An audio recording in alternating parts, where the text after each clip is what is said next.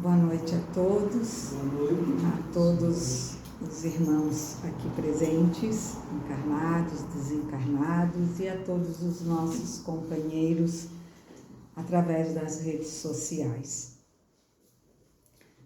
Nós vamos conversar essa noite, mantendo as comemorações do mês de agosto em relação ao médico dos pobres, ao nosso ilustre benfeitor, Dr. Adolfo Bezerra de Menezes. Falar de Bezerra é trazer um cabedal de conhecimento que até foge um pouco da nossa condição, né? Eu tenho aqui em mãos assim um pequeno livro, né? Bem delicado assim, que conta praticamente toda a história, pelo menos do que se pôde apurar, né? Que é Bezerra de Menezes, O Homem, Seu Tempo, Sua Missão, que foi escrito por Luciano Klein. Foram 30 anos para formatar, né, e adquirir todos os conhecimentos que aqui nesse livrinho se encontram.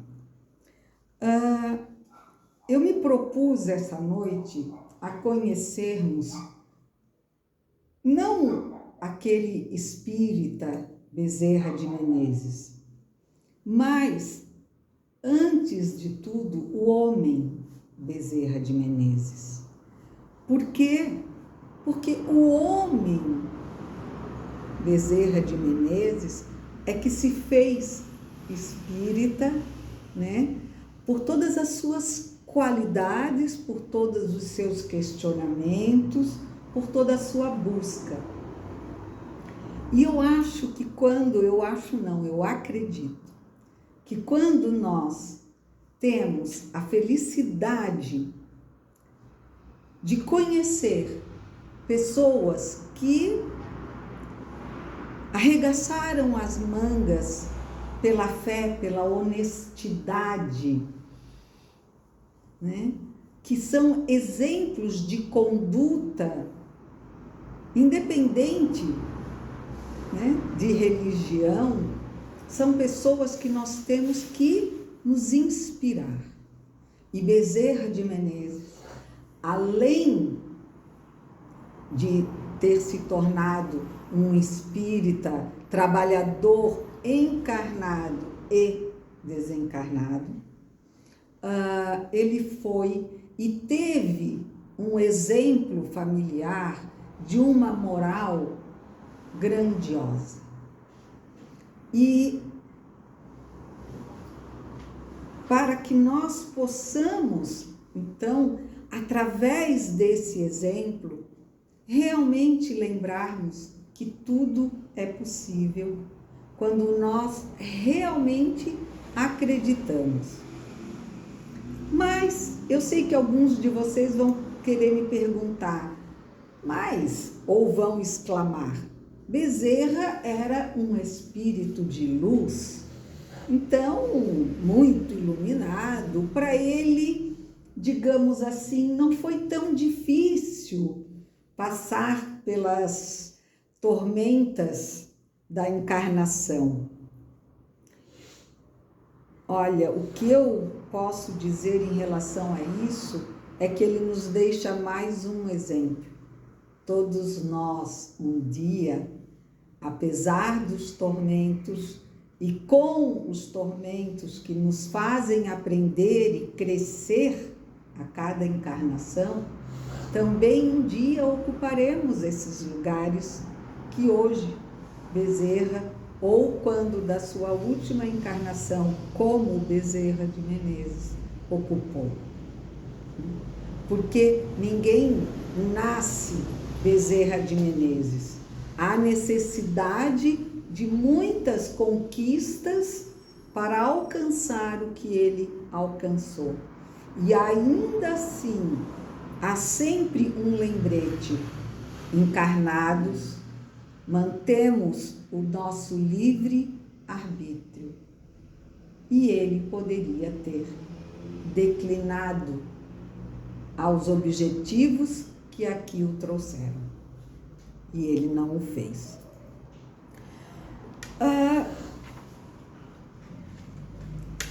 É importante lembrar que, antes de se tornar Bezerra de Menezes, ele foi um dos cristãos que sofreu nos trágicos e dolorosos eventos que foram registrados no século III depois de Cristo em Lugdunum, que hoje, atualmente, é Lyon, na França, né? Nos quais os discípulos de Jesus foram mais de uma vez martirizados e notabilizaram-se extraordinariamente através dos serviços da verdade. Eles que superaram todo o holocausto cantando hinos de amor ao Mestre incomparável. Então, é bom que a gente lembre que esses nossos irmãos, e entre eles Bezerra, enfrentaram dores imedíveis, cantando e louvando a Jesus, que deu-lhes, e como deu a todos nós, a certeza de que a casa do Pai é a nossa morada, né? Que o plano espiritual nos aguarda, aonde realmente seremos e encontraremos a tão procurada felicidade. E esses irmãos devotos, entregues a todos os ensinamentos que Jesus lhes proporcionou, tiveram essa coragem, enfrentaram suas dores e conquistaram, então, um espaço moral mais elevado, né, junto às falanges espirituais. Bezerra de Menezes nasceu como qualquer criança na cidade, uma província do Ceará chamada Riacho do Sangue, em 29 de agosto de 1831. Ele, em 5 de fevereiro de 1851, embarcou para a corte no intuito de estudar medicina. E ali começa a vida atormentada e de lutas do Dr. Bezerra de Menezes. Porque, e esse é um grande exemplo, seu pai, que era um homem de severidade espartana, mas tinha bens de fortuna em fazendas de criação que constituíam naquele tempo a riqueza da província. Ele era um homem muito bem de vida.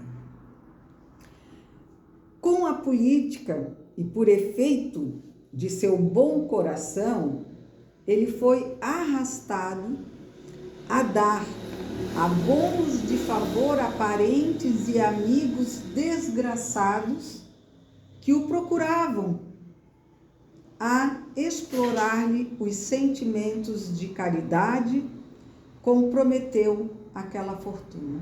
Quer dizer, o pai dele, um homem riquíssimo, para ajudar aos outros, que muitos, né, através dessa ajuda, desse pedido de ajuda,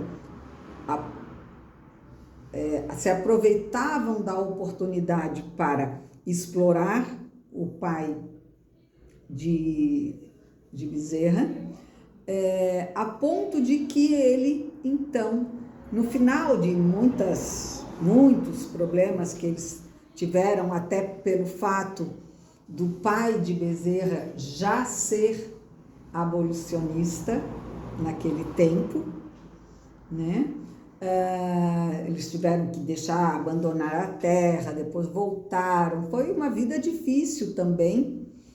E culminando com tudo isso, ele ficou muito endividado. E aí, o que ele disse? Conhecendo, porém, que seus débitos igualavam seus haveres, procurou os credores e lhe propôs entregar tudo o que possuía, que dava para integral pagamento.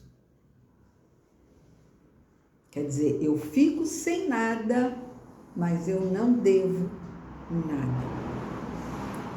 É claro que daí muitos desses credores eram amigos do pai de Bezerra e não aceitaram ficar com as suas fazendas. E aí foi que então ele resolveu aceitar se manter na fazenda, porém como um administrador, dando todo o lucro que a fazenda tinha para os seus, digamos, aqueles a quem ele devia, né? Os seus credores. E aí, Bezerra, sendo praticamente, eu acho que ele foi o mais novo, se eu não me engano, dos filhos, ele vai para a capital, para o Rio de Janeiro, com uma mão na frente e outra atrás, estudar medicina. O pouco dinheiro que o pai deu para ele mal pagava o quarto onde ele ia se hospedar. E ele não se revoltou, não enfraqueceu o seu desejo. Muito pelo contrário, ele foi e se esforçou. E aí, muitas coisas aconteceram no caminho deste homem. Entre elas, por exemplo, uma das vezes em que ele estava bem apertado, sem condições nenhuma, e muitos já conhecem essa história, por isso que eu vou contar bem rapidinho. Ele estava sem dinheiro para pagar a própria pensão, já com medo de encontrar o dono da pensão, né? Porque ele vai me cobrar e eu não tenho um tostão. Aparece um aluno, um rapaz, né? Um jovem, se dizendo aluno da faculdade, que precisava de aulas de matemática. Isso para uma pessoa que estava fazendo medicina. Mas que ele sabia que dominava bem, né, os cálculos e tal, e que queria contratá-lo para dar aulas particulares, mas que não iniciariam de imediato naquele momento. E por isso ele já queria deixar pago, adiantado, as aulas em que ele gostaria de receber. Bezerra meio que quer dizer não, mas o rapaz insiste, lhe dá a quantia que o auxilia em muito, né, com as dívidas que ele teria que acertar, e o dito aluno nunca apareceu para requisitar nenhuma das aulas contratadas. Claro, a gente sabe que ele teve sempre o apoio, né, principalmente pela sua bondade. Ele sempre teve uma conduta de amor e dedicação, desde sempre.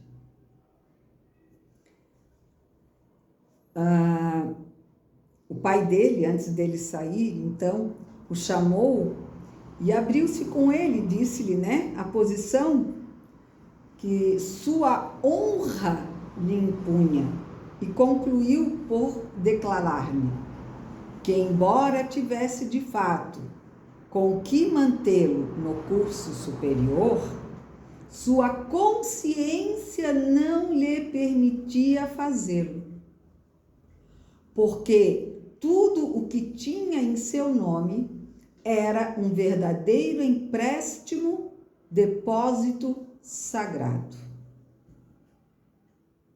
E muitos de nós se desculpa de atos e atitudes errôneas, porque dizemos estar defendendo os nossos filhos. E o pior é que muitas vezes nós não damos aos filhos o exemplo da dignidade, da justiça, do caráter, da moral, da evolução daquele que segue retamente os ensinamentos do Mestre Jesus. Ressaltando que o pai de Bezerra era de família católica, como de costumeiro daquela época. Bezerra viajou entre o catolicismo, depois se tornou meio descrente de religiões, até que, só uma parte, por volta dos seus 50 anos, semelhante a Kardec, ele acaba se vinculando com a doutrina dos espíritos através do conhecimento, inicialmente de O Livro dos Espíritos, que ele começou a ler no trajeto do seu percurso, que ele tinha que fazer entre as suas, na época já o seu trabalho. A gente tem que entender, que muito dos esforços que Kardec fez na corte para se manter, Bezerra, foram esforços de um jovem solitário, que se entregou e se empenhou para poder terminar e fazer o curso que tanto lhe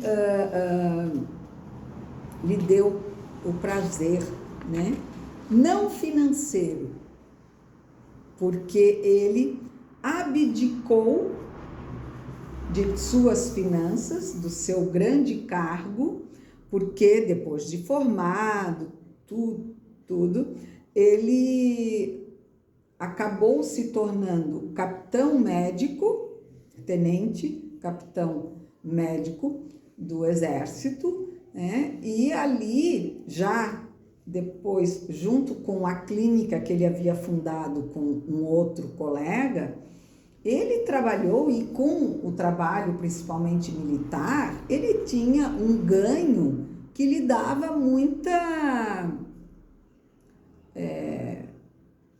uma vida muito boa, social e financeiramente na corte.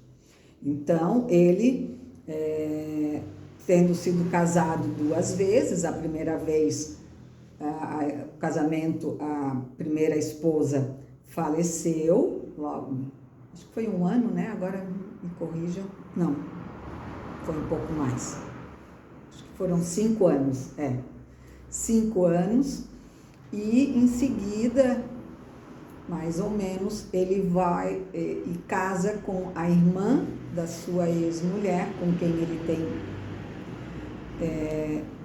outros filhos, Ele teve 15 filhos no total. Alguns morreram logo na infância, outros bem mais tarde. Porém, o exemplo de dignidade de Bezerra fez com que a comunidade do Rio de Janeiro, então município, a Câmara Municipal do Rio de Janeiro, onde os moradores, aliás, né, do município, começam a ver nele a sua grandiosidade, a sua bondade, né? Ele já doava tudo de si para tratar aos necessitados. Ele tinha contas nas farmácias porque ele mandava os pacientes, né, comprarem os remédios no nome dele. Então, por aí, vocês imaginem o quanto ele gastou, que ele nunca ficou com nada de tudo que ele ganhava.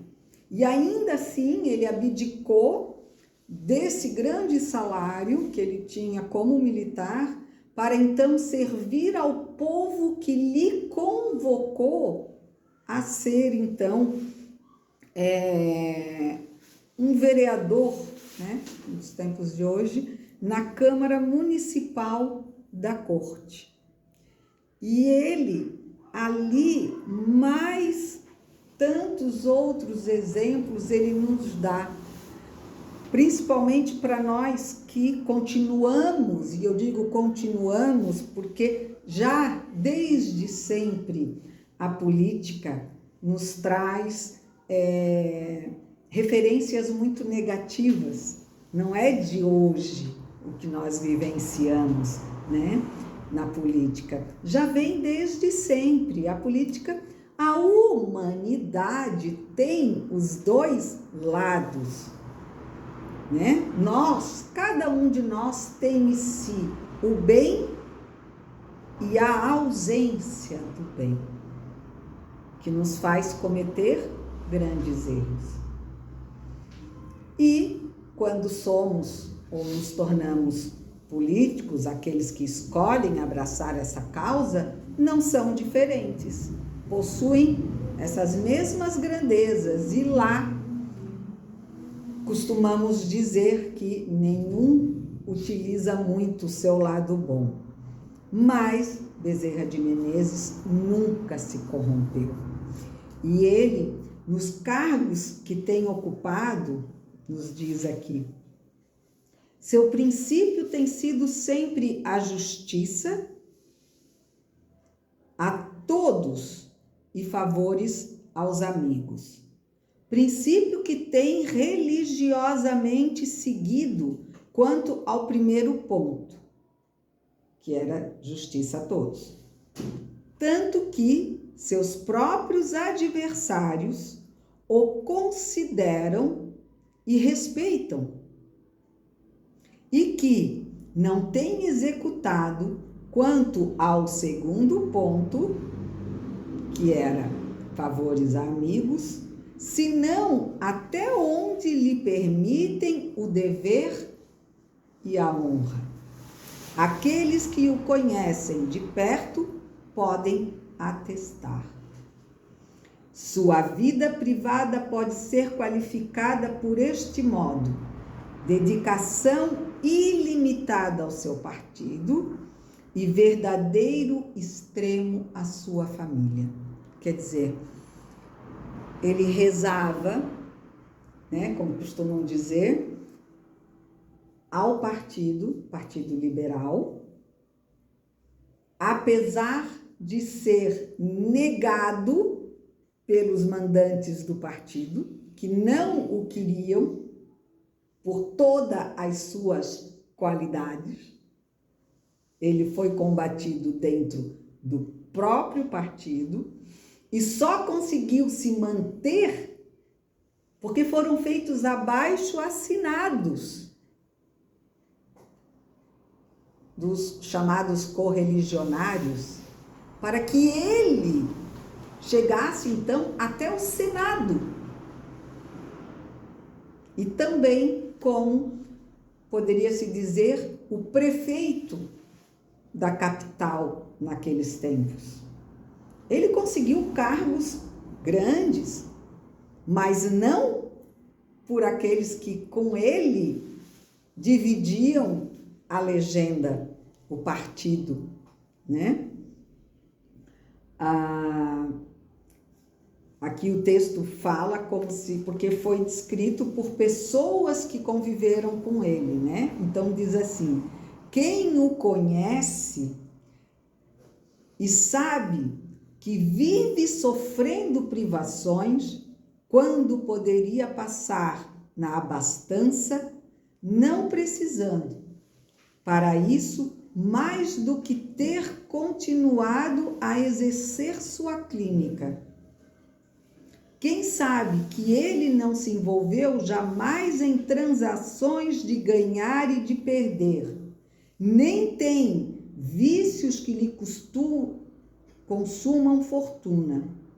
Quem se lembra de que entrou ele para a política, tendo diante de si uma carreira tão gloriosa quanto lucrativa, e dispondo de fortuna, e o conhece, sem recursos para dar aos seus filhos a conveniente educação, esses desprezarão as falsidades, a traição, né? As aleivosias que lhe tem jogado a calúnia, e lastimarão que tenha feito o sacrifício do futuro brilhante que lhe augurava o seu talento médico e a aptidão especial que revelara para a cirurgia. A maior prova da importância política do Dr. Bezerra de Menezes está exatamente nos contínuos e violentos ataques que lhe dirigem, não tanto exatamente nos contínuos, não tanto os seus adversários, mas alguns dos seus próprios correligionários, ciosos do incontestável prestígio e da justiça, influência de que ele goza na capital do império. Bezerra foi